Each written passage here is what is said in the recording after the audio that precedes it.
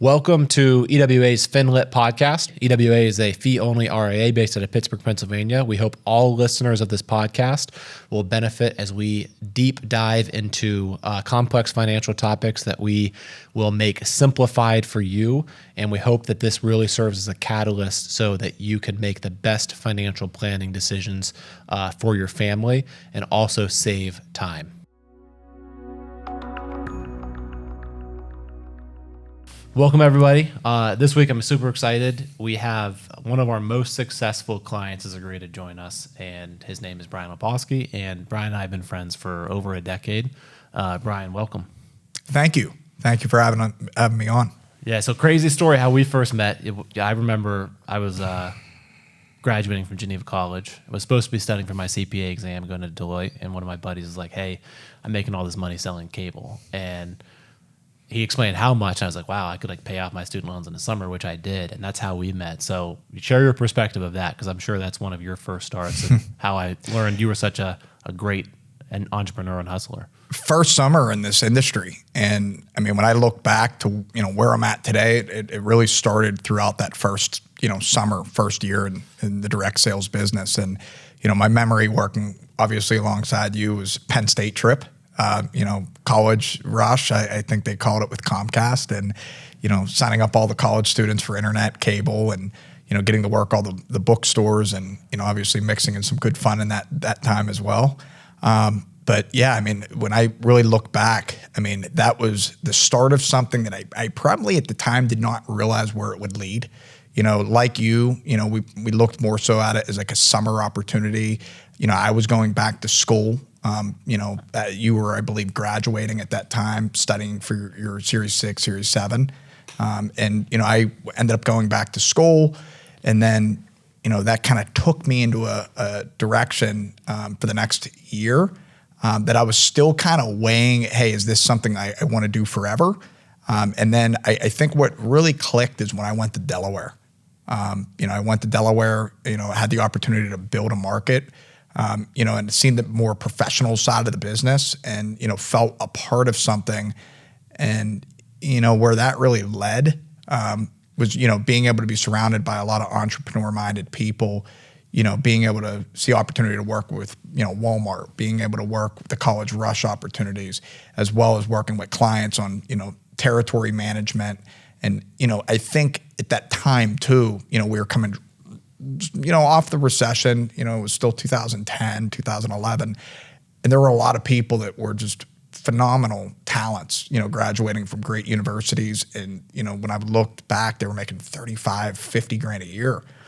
And, I remember talking with the CEO of that time, speaking with him and, among others, and saying, is this all that's out there?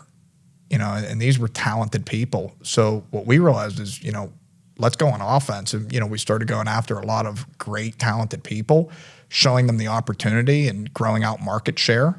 And, it just kind of turned into a whirlwind, if you will, in a great way. We became, Comcast's #1 vendor. And we took a lot of pride in that.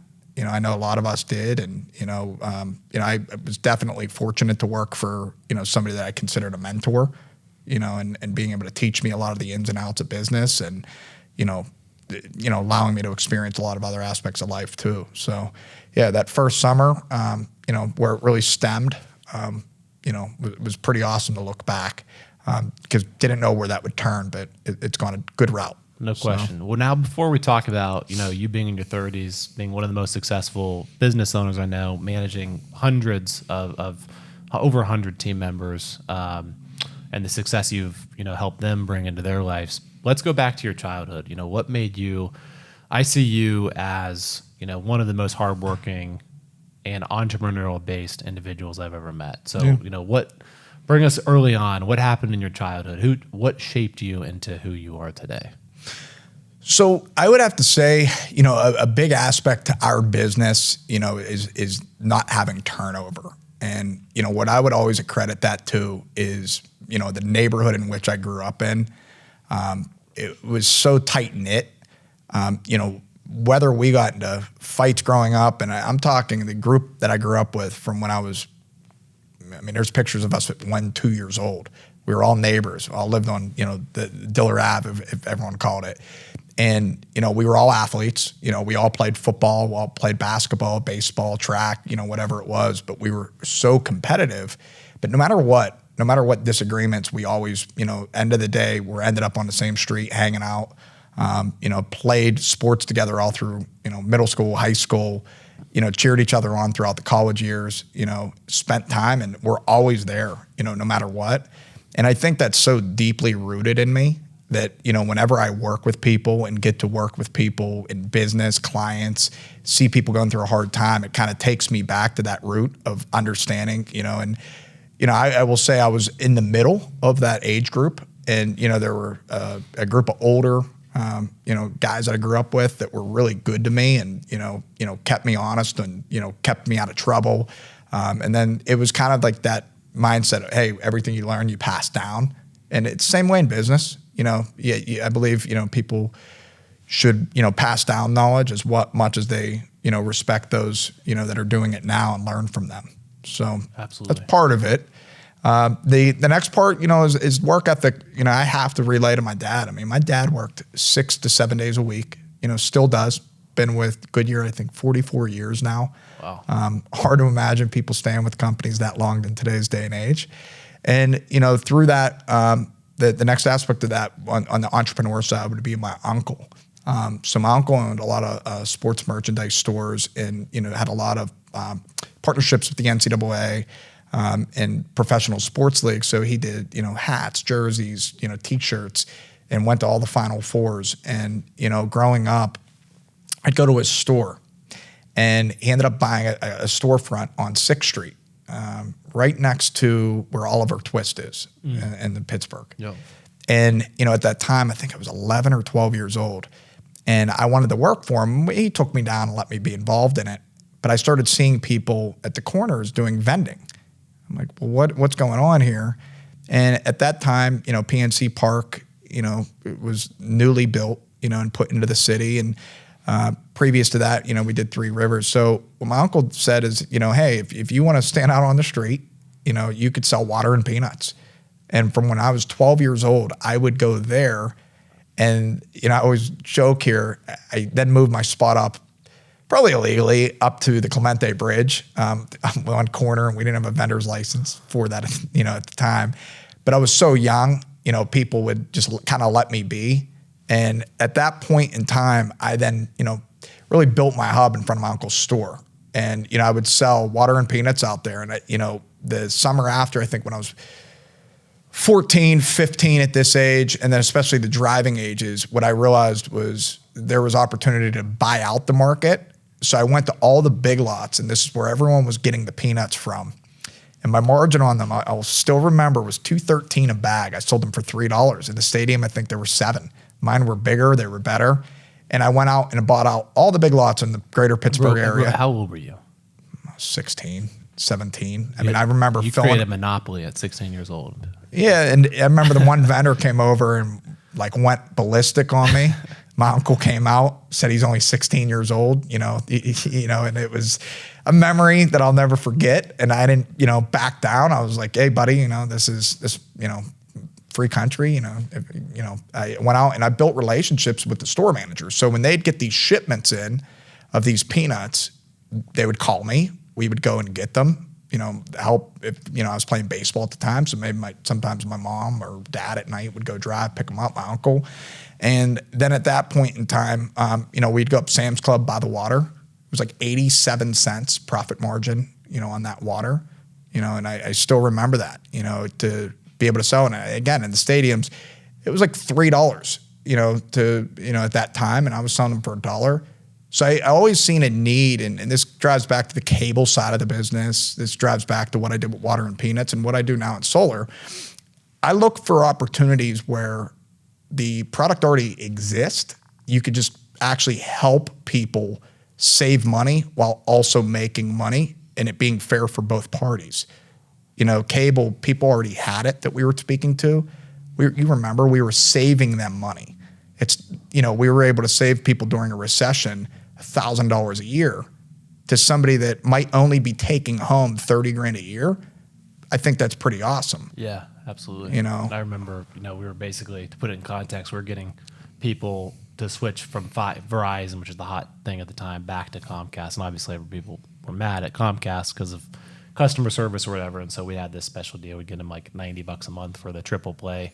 And it was, some of the people were paying $300 a month. So we were paying 1,000, 2,000. So it honestly, that summer in my sales and communication, it probably gave me like 5 years of experience just going through objections, getting in the door, getting people comfortable enough. Once you were in the door, they always taught you the sale was like 10x more likely. So it was powerful stuff. But just to add that, I didn't know how similar we were. I was selling something when I was like at 5 years old. My brother and I would cut up dandelions. This is in Indiana.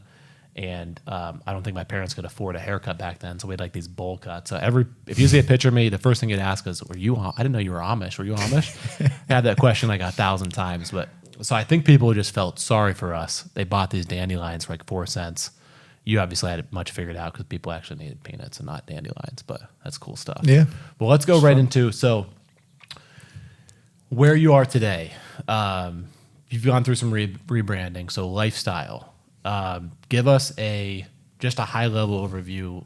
Who are you guys? What do you do? Why are you so passionate about this on a day-to-day basis? Because every time we talk about it, I feel like the energy is just there in the room. Yeah, I think, somebody the other day just described our company. They said at any given time, there could be a meeting worth a ton of opportunity and revenue, but there's just, also somebody in the office just, whether it's playing ping pong, doing cartwheels, or whatever it is. And, I think great space. And we try to have fun. And, we have a lot of amazing professionals down there, an amazing group of people that have really passionately helped grow that company. What we do is we solve people's problems. Their deregulation, I think, expressed that, over the last 20 years when, states started being able to pick their energy. But the solar boom over the last 10 years has been real. And Lifestyle's put ourselves into a position to capitalize on that. So what we've done is we've partnered with a company for the last, 5 years, I guess, Palmetto. And we've grown with them. They're one of the fastest growing, companies, let alone solar companies in the U.S. Their CEO, their senior management has been just absolutely terrific growing with our company. And, I think it's helped establish a lot of people's careers and, the not only let alone the Pittsburgh market, but, we installed in 12 states last year, and it's led to a lot of other opportunities, and I'm sure we'll get to discuss today. Yeah, that's incredible. So the solar, obviously there's a huge push and concern for, energy sources in America and a lot of companies as well with ESG movement. So obviously you're forefront of that. How have you seen the marketplace respond to it? And what would you say is the opportunity so far? Like how many people have converted over to solar as a percentage? You know that in America? So it's only roughly at like a 2% conversion rate right now of all of America.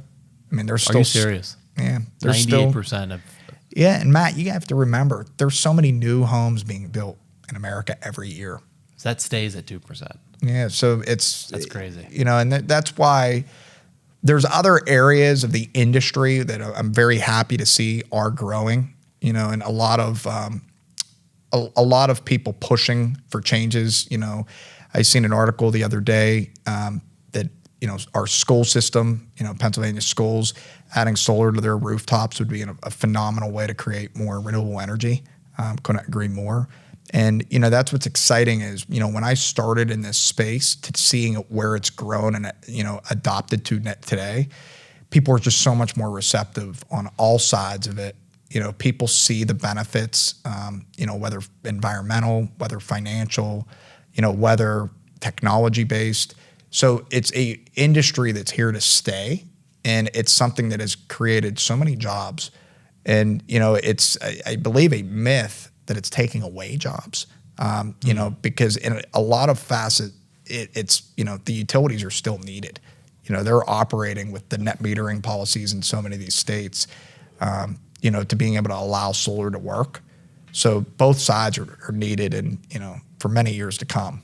Well, let's talk about this from a consumer perspective real quick. So if I were thinking about solar, like what would be your pitch to me to consider moving, my personal residence to solar? And then we'll get really into the fun side of what you and I love discussing on the business side.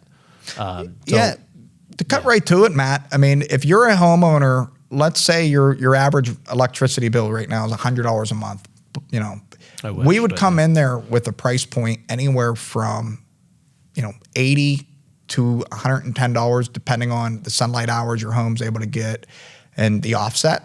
From day one, your bill is locked in there. And, I believe the national average over the last 3 years of electricity has gone up 14%. So your utility bill goes up 14%, let's say over the next 5 years total.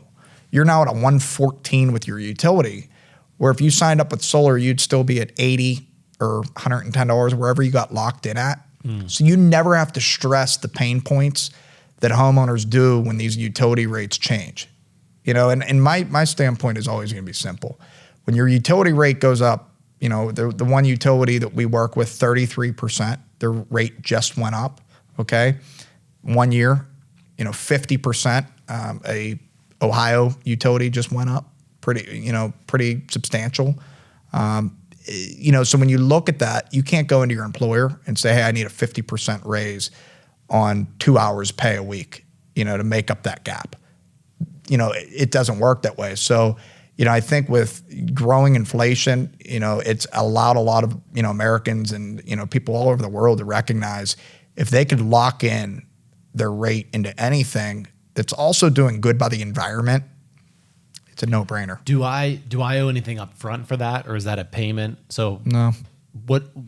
What's the structure of locking in that rate? Obviously, so like the solar panels go on, and now the energy is created through the sunlight. And so there's a few qualifications. People have to have a credit score to get solar financed, right? Okay. So it's $0 out of pocket, as long as you have a 640 plus credit score. And that score has come down over the years as well to make it even easier on homeowners to get. You have to have a qualified roof. We check to see that your structure could hold everything. So there's a full engineering blueprint done at no cost to the homeowner. And then from that standpoint, we're able to put solar on somebody's home at no upfront cost. Interesting. And then have the monthly payment similar to what they were paying, but have it locked in. It's replacing a payment. Okay. And then is there a point where that payment stops because then the panels are paid off? Is that amortized over a certain amount of years? There is. Yeah. So, these finance options could be anywhere from 15 up to 25 years. We have bumper to bumper warranty options on, everything that we do. So your, product is protected throughout that time. And, it's a no-brainer. That's awesome. So, okay. So you're doing similar work that we were doing from the cable. It's really, we weren't talking about, I remember in the Comcast days, we weren't talking about, hey, this is better service or anything. We say, hey, what could you do with an extra $1,000, $2,000? We talk about the vacations they want to take. And then we talk about, the channels are all the same. We have this really simple conversation. It seems very similar now. Some people are going to be environmental conscious, some people not. Either way, whether they are or they're not, you're saving people money long term. Absolutely. Okay, that's cool. And so you're able to do this for the masses. This isn't this could be for high net worth. This could be for, someone in a $100,000 home. This could be in someone in $1 million home. It's similar conversations. We have customers in all tax brackets. I could leave it there. Yeah, that's great. This is for anybody that's a homeowner, has that 640 credit plus threshold. We're able to help, be able to get locked into a rate and know exactly where that predictable price is going to be. Okay, so I guess that brings us to the next point. Let's go back to Lifestyle. So how many people are part of Lifestyle now? How many team members do you have? So we're roughly, I believe, 145 people, 150 right now, between the contracting side and the sales side. Okay, so you do the sales and you actually do the installs. Yeah, that was a new division. We just broke over, I believe, 90 installs this year. It was a new division that we were able to put into place. New company, if you will, that we got to start. And, it's become very successful in the first year. We have an amazing, amazing team overseeing that with years of experience that, really seeing the vision of growing with lifestyle, our company culture, our team culture. And, I believe, we've built a very friendly place for people to call home. That's awesome. So let's talk about that more specifically. So the majority of those, how many of the team members are in sales out of the 140? So we're about 125 on sales only. Okay. Then we have, obviously our staff that, helps out on, just overseeing the business. And then from that point, we're up to, I believe, 12 crew members on the installation side. That's incredible. So what I've noticed is when, you've encouraged some of your team members to, work with our company, and it always blows me away with just how well they're doing. Mm-hmm. So how, and then I further look at, well, what's their backgrounds? And a lot of them have no sales experience. We're doing something completely different, making that $35,000 to $50,000 a year. Now, is it safe to say that most people in your company that are in sales are over six figures? I would say we looked at this, about 50% of our company is pushing over a six-figure margin. I believe our highest earner last year was a little under $1 million, followed by a few in the sevens and sixes. And we've had a lot of people, push upwards of 100, 200s, 300s. And, we have others that are 50, 60, 70. Even with that, we have some people that are semi-retired.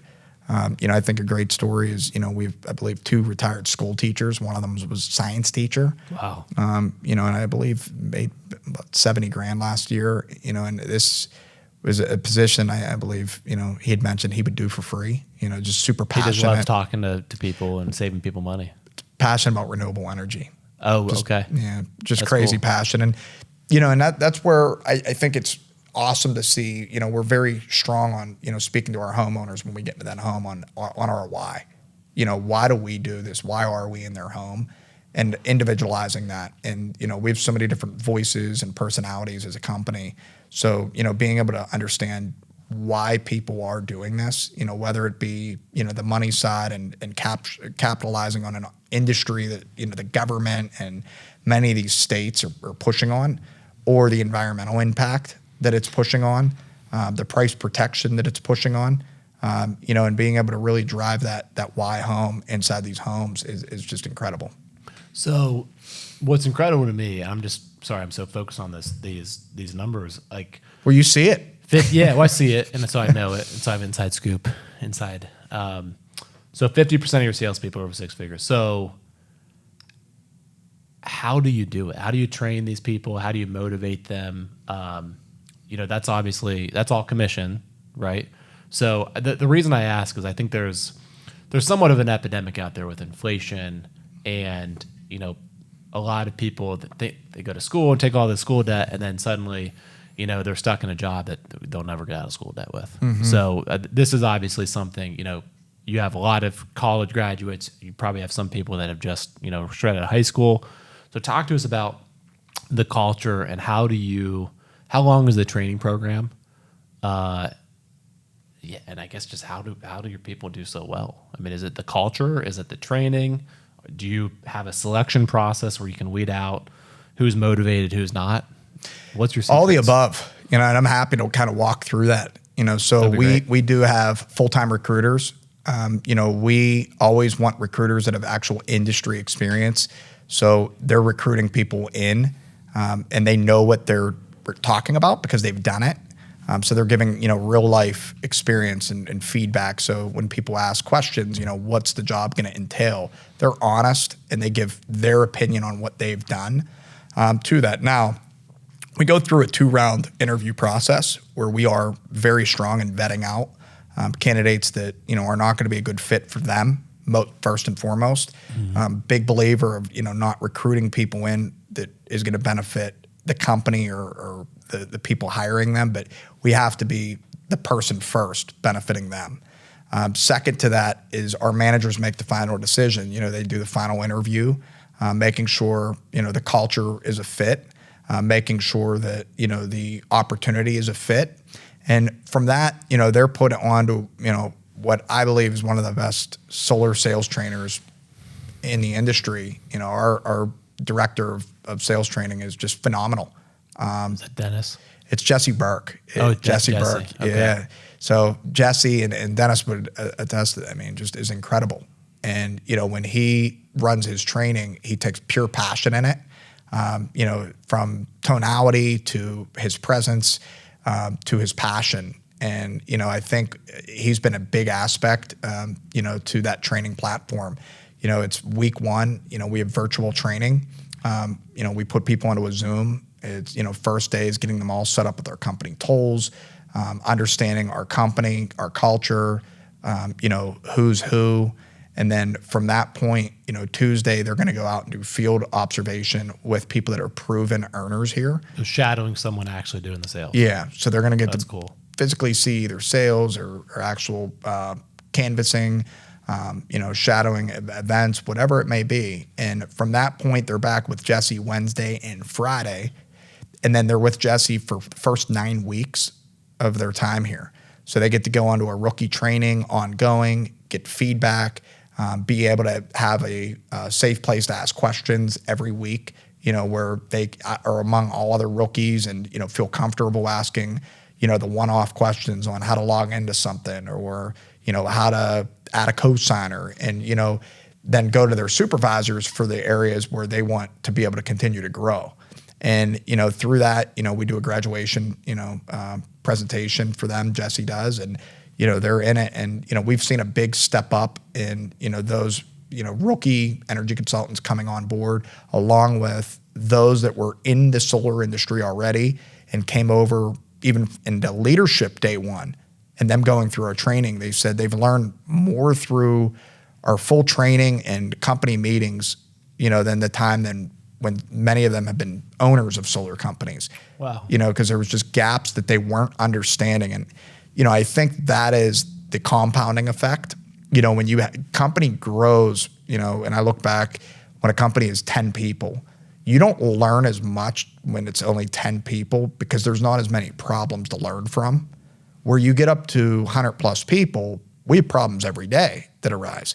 And when those problems arise with one, we address it with everyone, you know, because it's something probably everyone's kind of feeling it, that classroom effect. Perspective is everything. Yeah. So it's been a exciting thing. And then from that, and this is definitely our blend model, we've been able to put into a place, and this is something we've done since 2020, and I really think is the reason we've grown over 100% year over year.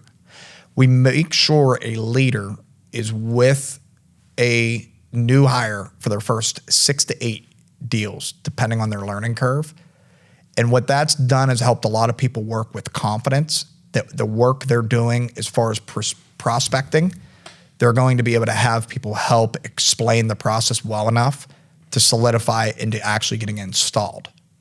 What we find a lot of times in this industry is, you know, people historically have chased opportunity to make the most money they could off of a deal, and they want none of the support. So then and I always call it the genie effect. You know, the genie comes in the bottle and the handcuffs. Hey, you have all the money. There you go. Good luck. And they don't know anything. So you can be paid the most money in the world on a deal, but if you do zero, it's still $0.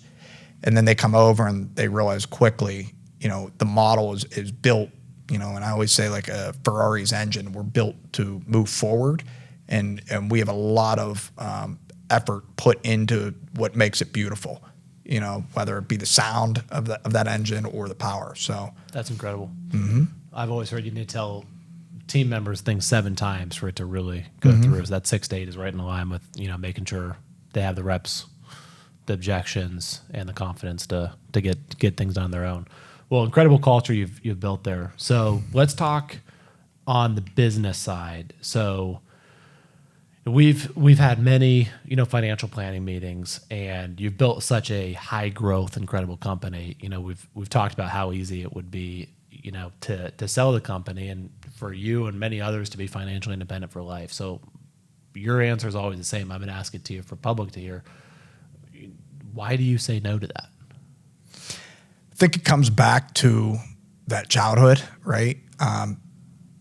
when there's a change of ownership, there's definitely opportunity for, people to lose positions. Any company I've ever seen, bought, there's a lot of people that typically have to go away because people are like, hey, there's already a position here for that. We're not going to pay two. Equally to that, I bring it back to our culture. We have fun in doing what we do. And, it's my biggest belief is looking back. I always was, I've been asked this over the last couple of years, if things went backwards, would you still do what you do? And I say absolutely, because I have fun doing what I do. I have fun with the people I work with. And, I think money has come second to where I'm at. I believe, there's opportunity. I could sell the company, make a lot of money from doing that right now. There's been opportunity over the last couple of years to do that. But, I don't feel like our work is done here, number one. Our companies continue to grow. Two, I think this comes down to, several pro athletes I've talked to over the years, and when some of them have chosen to walk away maybe from the game earlier or, late as they could, you do something when you're having fun, and I'm having a blast. I love working with the people I work with. I want to continue to grow with those that are working with our company. And, like you've seen some new people, it's kind of that next up mentality. And I've said this to our leaders, we don't know the lives will change over the next 2 to 5 years. I look at it, there could be somebody that's a sophomore at Penn State right now that don't know it yet, but they're going to end up working here in 4 or 5 years from now when they graduate, have an amazing opportunity, amazing career that they will also be able to pass down to other people. And that's kind of the stuff that just makes me tick, is the understanding and growth that this company is, given me from a personal level, in a professional level, and the opportunity it's given to others personally, professionally, financially, and being able to continue to see their growth and buying houses, buying, cars, having children, whatever that is, I think those are all signs that they feel stable. And I would love them to know, and, equally, you've asked me this question, we're here to stay, it would be tough to take us out. Yeah, no question. Especially with the growth. So this is the toughest question, just so you know, full disclosure, like I couldn't answer this myself, but like if you were forced to sell, if you were forced to not be able to work, still healthy, happy, money's not a concern, how would your time be spent then? Probably be driving my wife nuts. Agreed. That's number one. Matt, I'm somebody that always is going to look at things on, what could I do to help with the problem? I just, my mind just works like that. I don't know what I'd do.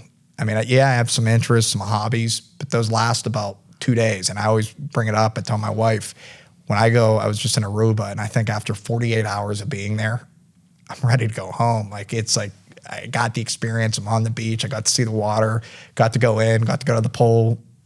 I got to experience it. What's next? And I've always been one of those people. I don't go away a lot on vacations, so that's kind of to answer that. I'd probably go crazy. Yeah. Well, I'm there with you, brother. So, with highly motivated, highly successful individuals like yourself, there's these paradoxes that come up, right? Like the high achievers, exactly what you just said. You're growing. It's very purpose driven. It's obvious. How do you manage stress, and how do you manage yourself into, at some points balancing the different aspects of your life? Because there's obviously, you've got the growth 100% year over year down. How do you manage your personal life? You're expecting your first child here in a couple months. How do you do this? And what advice would you have for other business owners not to get so, lopsided in just one aspect of life?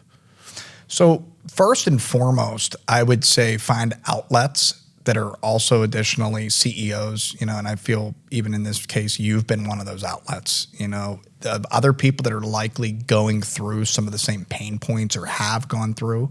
And I would say, there's a group of 4 or 5 people outside of my workplace that I would, say are kind of people that I go to talk shop and ask some ideas, weigh pros and cons, and then equally, if you will, vent down to, where to that point, understanding. And one thing I will say, I always get great perspective on things, especially, two that come to mind, that have ran big opportunities and big companies. And, throughout the years, things that have stressed me out maybe 6 years ago, I don't really even bat an eyelash at now. So you start, realizing that heart is a muscle, your brain's a muscle. It develops and understands as time goes, to understand what should and should not affect you. And I think that's always important perspective in turn with, falling back to what you're thankful for and that faith, and that's a big, big one for me. We got weighed on an opportunity last July as a company, and, we made a decision, my wife and I, we, sat down, and, it was a very stressful one. It was a financial one that you and I spoke through heavily, and we were asked to take on a supply chain adder. And, the options that we had and, were to pass that down to our whole team or for us to take that on as a company. And I remember sitting with my wife and saying, if you could tell me I'm in the position I'm in with working with such amazing people, would I do this if I had to give that up? And then we sat on deck, and I realized, yeah, I mean, it came very clear. I loved and it comes back to what I sell. And I realized, I love working with the people I'm working with. I'm working for them. And, we decided to take that on, and we followed that by the largest sales quarter we ever had. We broke all the records for our vendor in which we worked with. And it really put us onto another level in the eyes of a lot of people with both our client and the industry. So it allowed me to find ways that, stress you could turn into a very good thing long term, and you can learn from it. And, that's where, my advice to anybody as an entrepreneur is don't allow any stressful opportunity to push you out. You have to go into business with the mindset that you're ready to take on challenging, times, and find a inner circle even before going into business. I'll let them know it's not going to be today, but hey, if I call you in a year from now, would love you to give me your ear and your perspective, and equally pay that back to other people, as you grow. I heard from a mentor recently, you and I talked about this before, but there's going through college, you kind of forecast these big things and you say, my life will be better when I graduate, or my life will be better when I pay off my school loans, or my life will be better when I'm married, or my life will get better when my kid is born. And the life goes on and on, especially if you're a business owner. What I found and what this mentor said is, life never gets easier. Money doesn't change anything. What happens is life gets harder, but you just learn how to deal with hard better. And it becomes, like you said, the heart and the brain, it becomes a muscle, and big things aren't big things anymore. Yeah. What are your thoughts on that? You found that to be true? Yeah, and I think past that, and this is the other aspect, and I think, you being in your line of work, financial advising, and you could probably speak to this, is money gives you more options. With more options comes more temptation. With more options, it comes with more distractions. And I think the goal is to keep it growing, and to be able to really understand, to keep your standstill, and where you're at. Don't allow, I think Tony Robbins has always said money doesn't change people, it magnifies who they always were. And I agree with that very much so, yeah. Right?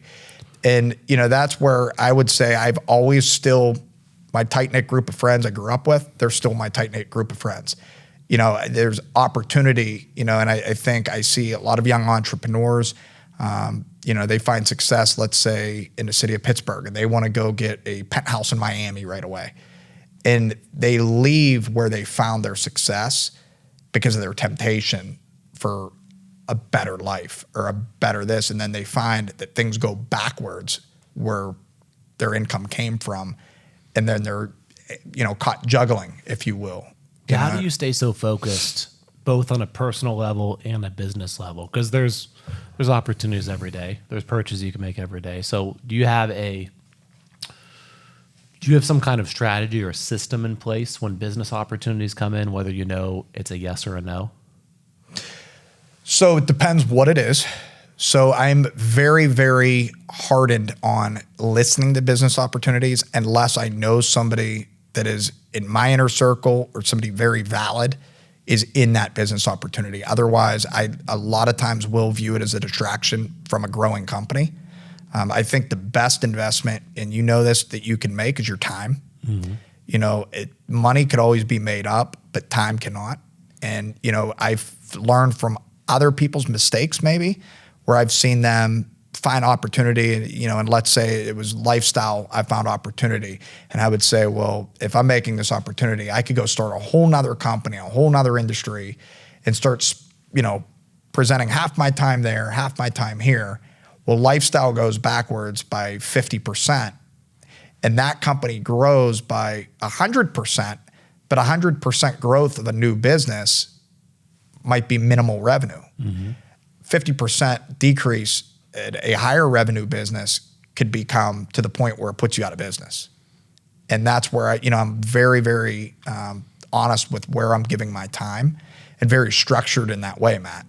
You know, I have a very hard schedule. It starts with Sundays. You know, I spend about 3 hours a week on Sunday mornings working, writing out everything I want to accomplish in the week, writing out my schedule for the week, identifying, opportunity to even box things 5 minutes apart, meetings where, somebody, is coming in and immediately have another meeting coming in. So, I think that's been very valuable to me and, how I've spent my time. Now, as far as other outside investments, I get asked, on a weekly basis, about opportunities, from, vehicles to, real estate to watches. And, it's something that I, again, have perimeters, things I will do or won't do based on what I already knew I wanted. If it's there, it's an immediate yes. If it's not that, it's an immediate no. Awesome. So I think one of my main jobs for, clients that are on the end of the accumulation stage is it's kind of the paradox again. The best savers can become the worst spenders. And when you're saving and evaluating the opportunities, a lot of times we have to unravel chaos on people's balance sheets. So I can tell you're focused. It's why you're, running a company. And a lot of people, I think, with the notification-filled life that we live in, it's all distractions feel normal, but they just take their distractions. So it's really evident you have that figured out. Well, I want to make sure, we're providing value for all listeners. So thank you for all the perspective so far. So I want to ask you, let's talk about a lot of our clients right now that are older, retired, or thinking about retired. They're really worried about their kids. And there's these cycles, I think, that the generations go through. I forget the quote, but it's like the hard times create hard people, and then hard people create soft times create soft. And it's like this cycle that's like, so if you were to give advice to a kid coming out of college right now that's an ambitious go-getter, wants to be a one percenter like you are in their 30s, what are some tips you would give to them? Put down social media. It starts there. Do not allow social media from TikTok to Instagram to Facebook distract you.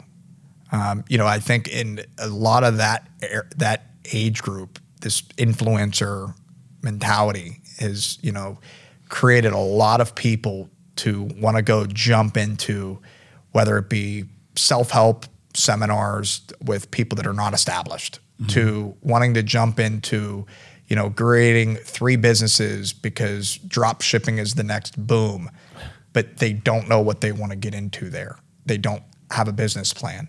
And I think when I say put the phone down, you want to get to know your classmates that you're graduating with. Get to know them on a deeper level. Get to know their interests, their likes. Get to know what they're looking to get into in their career, because that is your network that you're going to actually be able to push on into your 20s, 30s, 40s, and 50s. And their network could become your network, and your network could become their network. And I think a lot of times people use social media to sit there and think I'm going to network, But, I look at mine and there's people that I'm friends with on there that I have not spoke to in 10 years.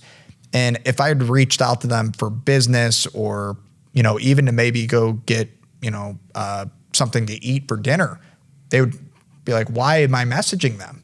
Because it was never a real established message or friendship. It was more, following an interest or following an era, if you will, that somebody was doing. And, and that's my advice, is you have to get to know people, listen, to what they want to do and, become that person that's a little bit maybe even looked at as an oddity. And it's like, why is this person wanting to talk to me and not send me Snapchats and not send me this? Just get to know people. And, I think that's going to build perspective with people that you're going against the grain. Don't kind of just fall in line with the social media era. Awesome advice. So for our business owner clients, our aspiring business owner, future entrepreneurs, you lead a company of 140 people. So that, in my opinion, of running a business is, managing the culture, managing the team members. So I want to ask you, what are your top 3, we'll call them leadership or management tips? Okay.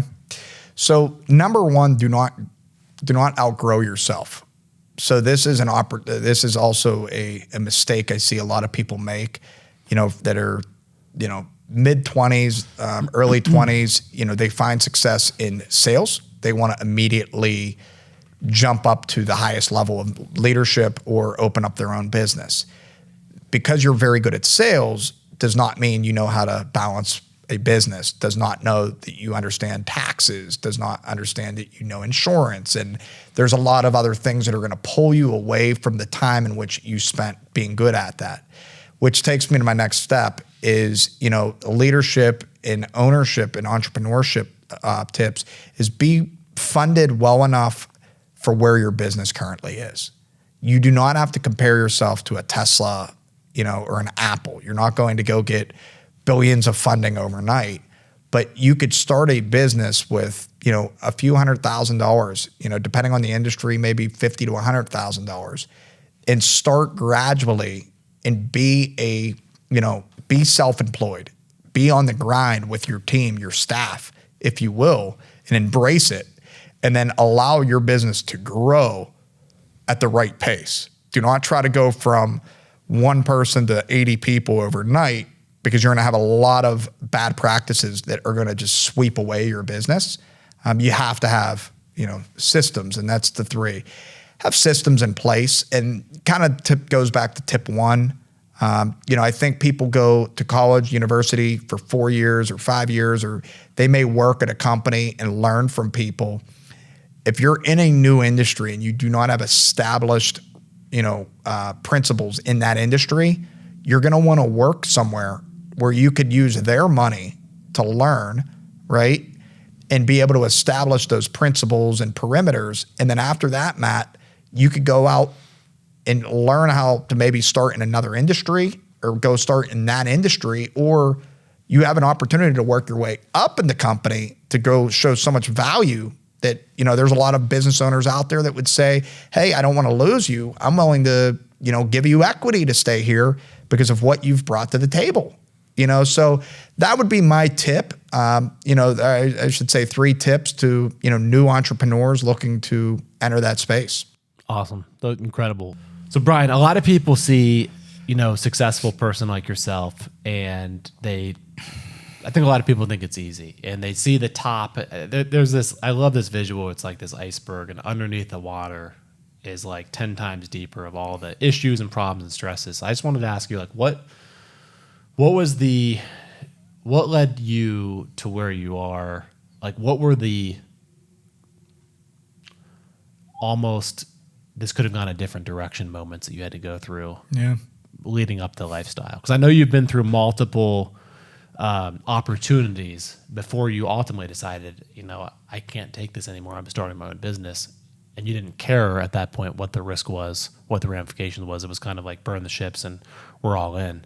So yeah, share with us, if you're willing, about what led you to where you are today. Yeah. I always bring it back to Probably the toughest summer of my life was summer of 2017, the year our company was founded. So was working, and been part of 3 opportunities in the last 15 years and, took tons of pride in first. The second was working for Solar City. Elon Musk was the chairman. The gentleman I was up in Boston with, Taylor McCarthy, is, brought that opportunity to me and did dynamic there. I mean, but absolutely loved my career there. A lot of the people I work with today were a part of that opportunity.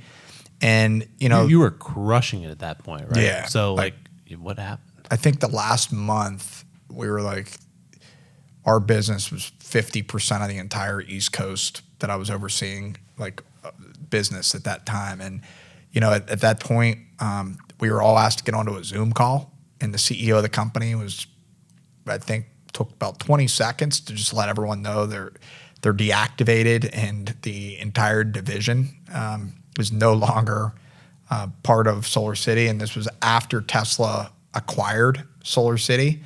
So looking back, it was the greatest thing that could have ever happened to me because it kind of put me into that. You were making tons of money, yeah, a young kid, and literally in 20 seconds, it went all to went zero. away. Yeah.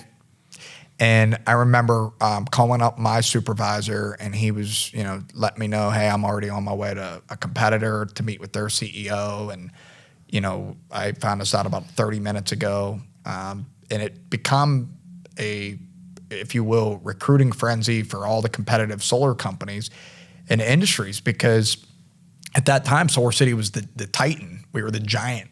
It was led by Elon Musk. And, we made up, I think, like 50% of the entire solar market nationwide, or it was some crazy number at that time. But the problem that I had is Pennsylvania at that time had no other solar companies. It was so new.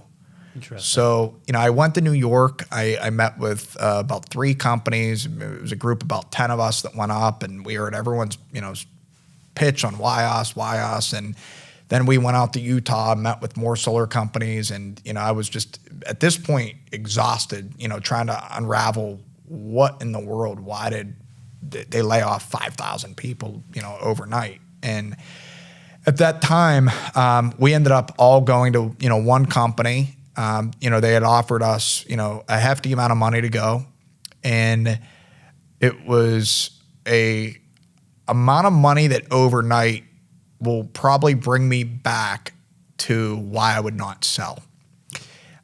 Immediately, my bank account doubled. And I, was in my head like, holy heck, this is the greatest thing ever. Just got more money than, I was at Solar City with overnight.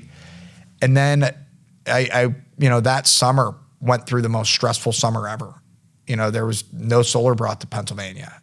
I've seen a lot of people I work with day in and day out for the last, some of them 10 years at this point, that were absolutely miserable that they took that opportunity. And, a lot of that blame, came. If there was no solar brought to Pennsylvania, what was the opportunity then? It was just to resell alarms, resell other products. So they told you it was something, and then it happened to be something completely different. They said the economics did not make sense for them to come to Pennsylvania. Because they paid you that money, we were essentially locked in. Okay. Yeah. So, at that point, I sat down, I said, this can't be my life. I want out of this. And, I called up one of their executives and I said, what do I need to do to get out of this? And at that time, I'd known 5, 6, 7 other people that had already left, went to other companies and kept the sign-on money. But it just, really is not in my DNA to do that kind of stuff. And I said, what do you need? They said, send us a certified check to make it out to this. Did it, overnighted it. You gave the money back. You gave it back. Okay. Literally gave it back. And at that point, I made a decision to start my own company. And I will tell you, coming out of that summer, I felt like if I was able to overcome what I just overcame and, not, and be able to move on, I could accomplish anything. And at that time, that's when we, founded Lifestyle. And, it originally started reselling other products, and Sprint Wireless was one of them. And, long term that led me to other relationships and other business ventures that I did not know would help stir up lifestyle. Led me into starting a digital marketing business. It led me into understanding other avenues, other entrepreneurs.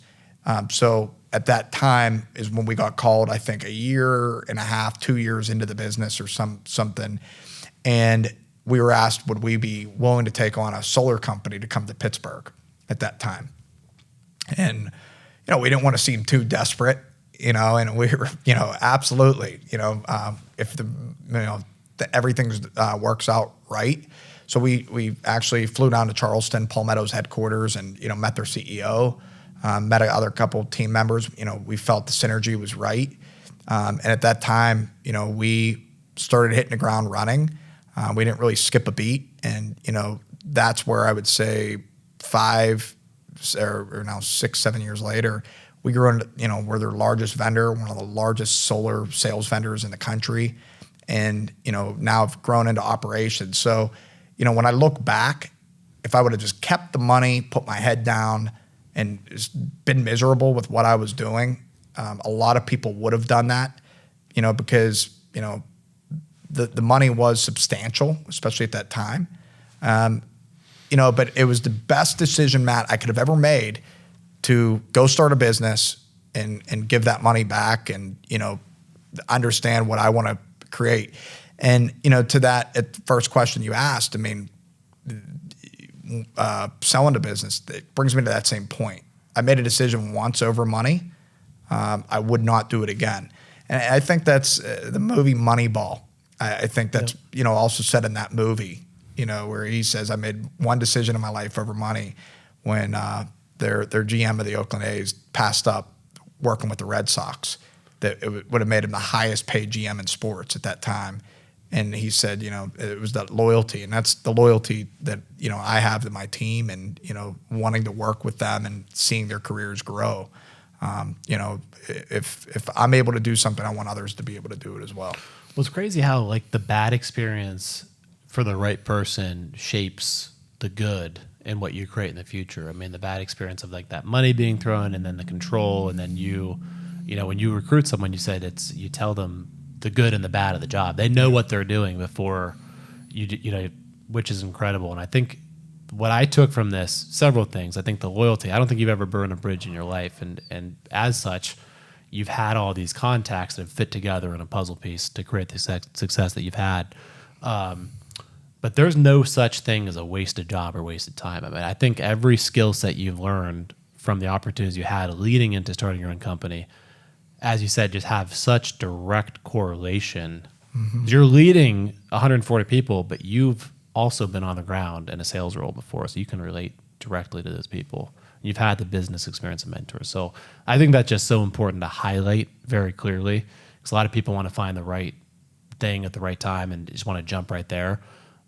But it takes a lot of pain. It takes a lot of consistency, and education is everything. I mean, I've always heard the right advice in your 20s, don't worry about what you make, worry about surrounding yourself with the right people. And I think that's exactly what you did, which has led you to where you are today. Yeah, I would agree. And, one thing I would add to that, when you talk about the network is, the timing may not always be right. And, I look at you and I's careers, we split ways working together and maybe even, seeing each other as much early on in our career. And then about 10 years later, 11 years later, we now talk often. We see each other often because we both put our heads down, went and, respected with what one another did. We never burned a bridge, number one. But number two, we understood that down the road, there's going to be opportunity to align. There's going to be opportunity, as you know, I invest with you and your company. And, I do it with confidence because I've seen you have that same similar tick and work ethic that, myself and a lot of others I get to work with have, and that's something that I respect mightily. So right back at you, brother. Well, Bryan, thank you. I think this will be so beneficial to the audience of all ages, of all paths of life. Thank you for being so authentic, transparent, being willing to share the ups, the downs, and the growth, and really just your goals and the purpose-driven values of your company. So thanks again for your time today. Hey, absolutely. Thanks for tuning in to our podcast. Hopefully you found this helpful. Really hope this is as beneficial and impactful to as many people across the nation as possible. So hit the follow button. Make sure to rate the podcast, and please share with any friends or family members that would also find this beneficial. Thank you very much.